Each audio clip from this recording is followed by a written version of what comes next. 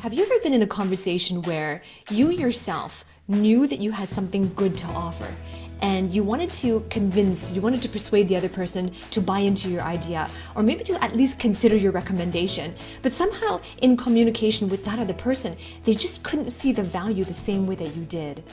Or have you ever been in a meeting where you knew that you wanted to be able to be included in a discussion, and you inside your head, you had these ideas that you really wanted to share, or maybe you wanted to express yourself, and inside your head it was really clear, but when you tried to advocate for yourself, when you tried to express yourself, that somehow it didn't quite come across as clearly or as powerfully as you had hoped? Well, your ability to be able to communicate is also dependent on your ability to tell a good story, right? How many of you have heard this, where in terms of telling a story is the great way to connect with people because people relate to stories? Well, one of the biggest mistakes that storytellers make is that when people are trying to tell a story, they just try to remember all the events that happen, and they are just trying to tell the sequence of events and tell it exactly the way it happened in sequential order or in chronological order. Well, what if I told you that that's not the best way to tell a story?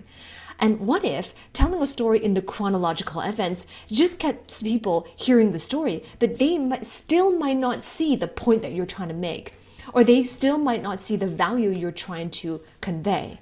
So in this video, what I want to share with you are 3 brain hacks on how to be a good storyteller. Like, these are genuine communication tips, because communication is also in our ability to tell a good story. And our ability to tell a good story is also directly correlated to our ability to be persuasive.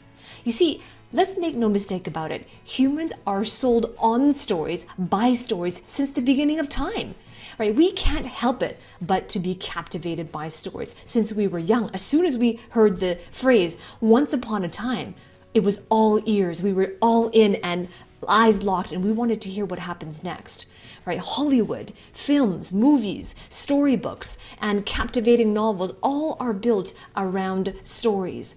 Right? The way an author is able to connect with their readers, the way movie directors are able to connect with their viewers, depends on their ability to tell a great story. But it is not about recollecting the series of events that happens. When you tell a great story and you do it right, the story itself solicits a cocktail of drugs in our mind. And I call them drugs because essentially, what happens to drugs when you take a drug, it has a very powerful effect on our brain. So the exact same thing is true when you tell a great story and you do it right. So these are the chemicals, the drugs, the cocktail that is released in your mind during a story.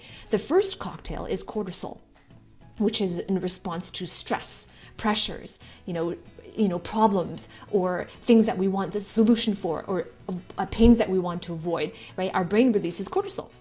The second drug is dopamine, which is in response to pleasure. Whenever we feel pleasure, our brain has a surge of dopamine. The third drug is oxytocin, and this is the empathy chemical. Right? Whenever we hear a good story, and of course a story involves a main character, it involves characters in the story that are moving towards a series of events. And when we relate to the person in the story, our brain releases empathy. It releases oxytocin. So in this video, I want to share with you 3 brain hacks on how you can tell a great story as well. And by the way, if you want to learn how to implement this effectively in your career path, and this is for those who, if you're serious about stepping up in leadership in your industry, becoming a leader in your industry, maybe it could be getting recognized in your industry, getting into executive positions of leadership. If that's you and you want to know, how do I tell a story, and you know the importance of stories, and you want to know, how do I implement this in my career? Then I invite you to book a call with me. Below this video, there is a link to book a call, the first link in the description, and that is where you can get on a call, talk to either myself or a member of my team to explore how I'm going to be working with you in coaching to help you with this particular communication skill and take your career and your life to the next level. Only if you're serious about taking your career to the next level, and if you are an established professional, then I invite you to book a call, and I hope to talk to you soon. Right, so the 3 brain hacks to tell a great story is: number 1, first hack, is to identify a character that creates resonance. The character is what we call the protagonist of a story. And always the protagonist in the beginning sets out to achieve a goal that's meaningful to him or her. And it doesn't mean that your listeners must be achieving the exact same goal as the main character, but the main character is likable.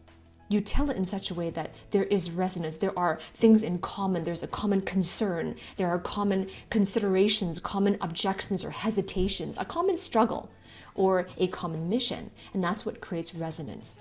Now, the main character of the story, usually it's yourself, right? So then that's the number one hack, is you identify a character that creates resonance, and that releases oxytocin. Hack number 2 is an antagonist that creates enmity.